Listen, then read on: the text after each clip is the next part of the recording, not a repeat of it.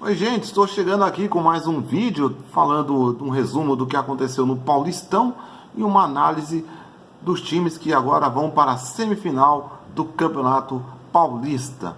Pois bem, né, tivemos algumas lógicas e outras surpresas e vamos começar falando logo de uma, abre aspas, zebra, que foi a eliminação do São Paulo em pleno Morumbi. É claro que a gente sabe que o fator casa nesses atuais tempos de pandemia já não contam mais, né? Os estádios todos vazios, não pode torcedores, somente a empresa detentora dos direitos de transmissão pode estar presente, mas ainda assim, pelo que o São Paulo vinha apresentando dentre os quatro grandes, era o que tinha o melhor futebol, né? Era o que tinha um jogo mais agradável de se ver.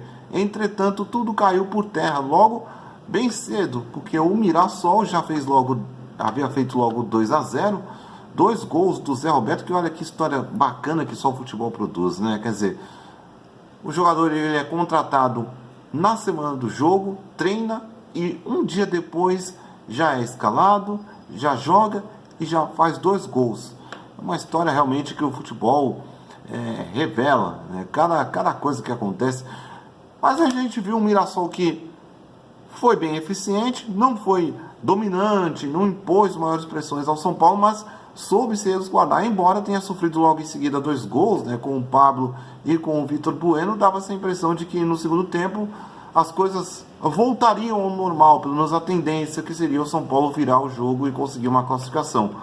Só que o São Paulo foi o seguinte: é um time que tem posse de bola, troca mais passes, mas falta aquela criatividade, falta aquela conclusão a gol. A gente viu um time que rodava o campo adversário, mas não concluía gol. Méritos também a equipe do Mirassol, que marcou muito forte. E aí depois acabou conseguindo, justamente por uma triangulação, fazendo ali uma triangulação, um rebate e também onde o goleiro Thiago Volpi falhou. E aí o Mirassol conseguiu fazer o gol da vitória, 3-2, avançou e vai pegar o Coringão, que nesta quinta-feira teve, ao meu ver, o confronto de onde pode sair até o campeão. Claro, todos saem, mas esse jogo específico contra o Red Bull Bragantino, para mim eu via que um dos dois já seria o campeão paulista. O Red Bull, pelo fato de ter o futebol mais agradável, por ter sido na fase de classificação o melhor time do estado e também por não temer de jogar contra os chamados grandes, jogou de igual para igual contra todos eles, até foi melhor. Em algumas oportunidades de gol, em posse de bola, foi até melhor do que o Corinthians.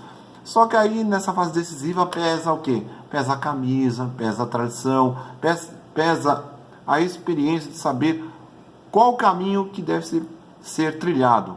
E foi o que o Corinthians acabou fazendo na noite desta quinta-feira, com 2-0. Destaque para o Jô, que chegou no seu primeiro jogo e voltou logo fazendo um gol importante na vitória pelo placar de 2-0. E o Jô, olha, se ele manter o que ele fez em 2017, vai dar muito trabalho para a equipe adversária. É um centroavante que sabe fazer gol com os poucos, especialmente por jogadas aéreas. O jogo é um especialista e é olho vivo. O Thiago Nunes, diferentemente de como vinha jogando antes da pandemia, a gente vê que o Corinthians não está tão exposto, não tem aquela ofensividade toda como ele gostaria de impor. Como ele viu que a situação estava complicando e soltar mais o time, ele resolveu tentar dar um time mais compacto, jogar um pouco mais recuado, mas buscando ser eficiente. É o resultado que está dando certo no momento. O Corinthians não tem muita posse de bola, mas consegue ser eficaz nas oportunidades que tem e promete fazer um grande jogo contra a equipe do Mirassol. Esse jogo vai ser um jogo bem interessante de se ver, né? Agora vamos falar da outra semifinal. Pois é, o Palmeiras teve certas dificuldades contra o Santo André. O Santo André marcou forte, não deixou o Verdão jogar, e a vitória só veio depois dos 35 minutos do segundo tempo, quando o Felipe Melo de cabeça e o Marcos Rocha fizeram os gols da equipe alviverde. E o Palmeiras, com o elenco que tem, pode ser também um outro favorito para poder chegar na decisão e até ser campeão. Só que o futebol do Palmeiras não está como a gente via nos outros anos, né? Um futebol ofensivo, um futebol de grandes placares, grandes resultados. O Luxemburgo ainda não conseguiu encontrar um time ideal que possa jogar com mais leveza. E a saída do Dudu pesou um pouco nisso.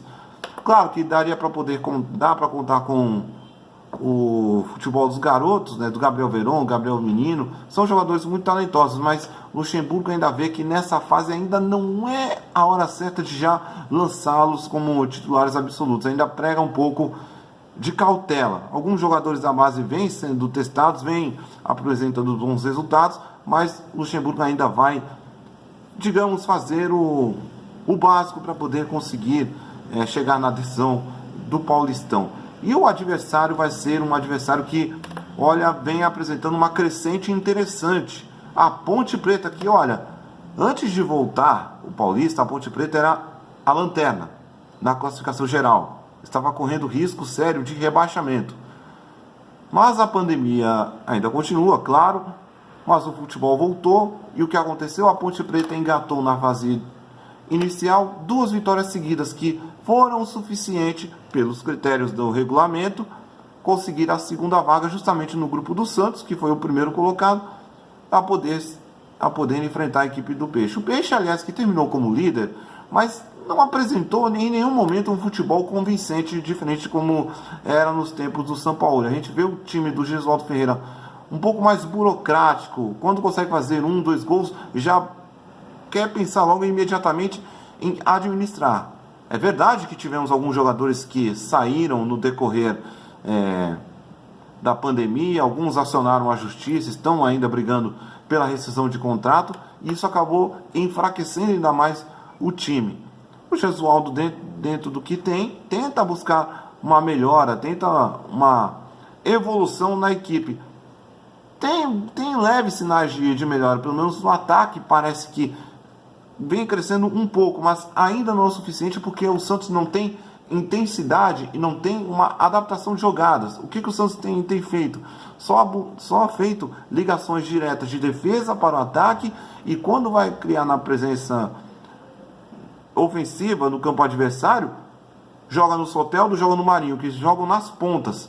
Não explora o setor de meio de campo. Hoje, o meio de campo ali está no vácuo, digamos, porque o Pituca e o Carlos Sanches também ocupam as pontas. Você não tem aquele jogador cerebral, que seria o camisa 10, para poder comandar a bola, para poder distribuir as melhores jogadas, seja pela ponta ou trabalhar melhor o meio de campo. Você não tem isso no Santos.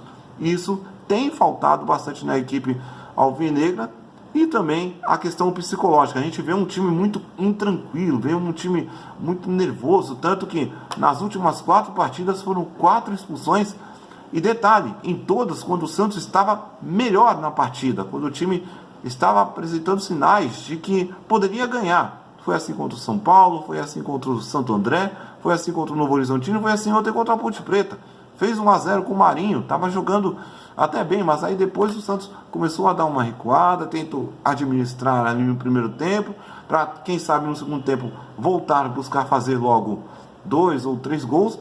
Acabou errando porque a Ponte Preta mexeu bem no psicológico da equipe santista, fez o Marinho ser expulso, e aí na segunda etapa o técnico ponte pretano botou o time mais para frente, sufocou a saída de bola da equipe do Santos, que não estava conseguindo criar, e aí fez o resultado 3-1. Tá certo que o goleiro Vladimir falhou em 2 gols, mas a gente tem que dar o primeiro mérito à Ponte Preta, que vem tendo uma crescente importante com esse mesmo elenco. O técnico conseguiu dar um padrão e promete fazer um jogo duríssimo para o jogo contra o Palmeiras. Então eu vejo que vão ser semifinais bem interessantes de se assistir. Não acredito que vá para a decisão de pênaltis.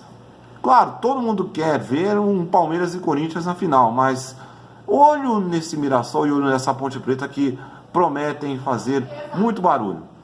Até mais.